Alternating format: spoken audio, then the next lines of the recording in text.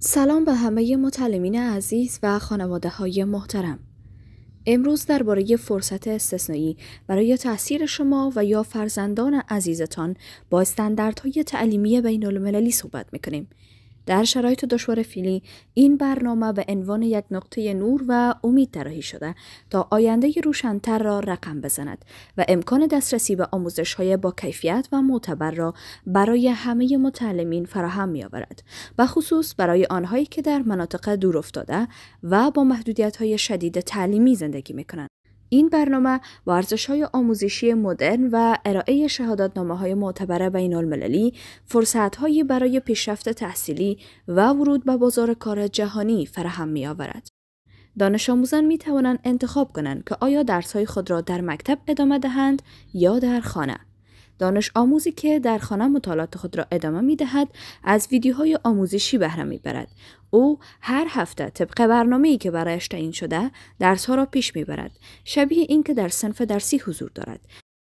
همچنین دانش آموزان می توانند به شکل گروهی درس بخوانند و یادگیری خود را با یکدیگر شریک سازند. از دانش آموزان هر 15 روز یک امتحان شامل 120 سوال از دانش آموز اخذ می گردد.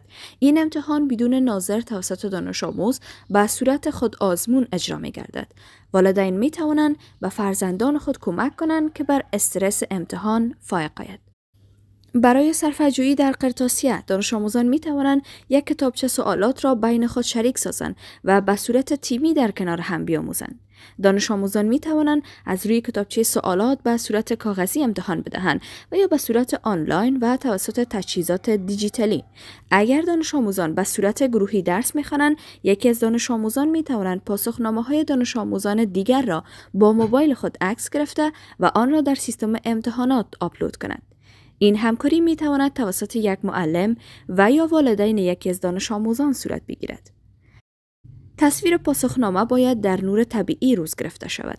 تصویر باید در یک مستطیل منظم قرار گیرد، طوری که حاشیه سفید 4 چوکات سیاه‌رنگ پاسخنامه در تصویر دیده شود.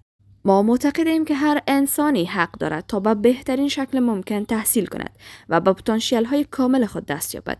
از این رو این برنامه به گونه‌ای طراحی شده است که از طریق تکنولوژی‌های نوین و روش‌های ارزیابی دقیق پروسه یادگیری را تقویت بخشیده و تجربه مطمئن و کارآمد را برای تمام متعلمین فراهم می‌آورد.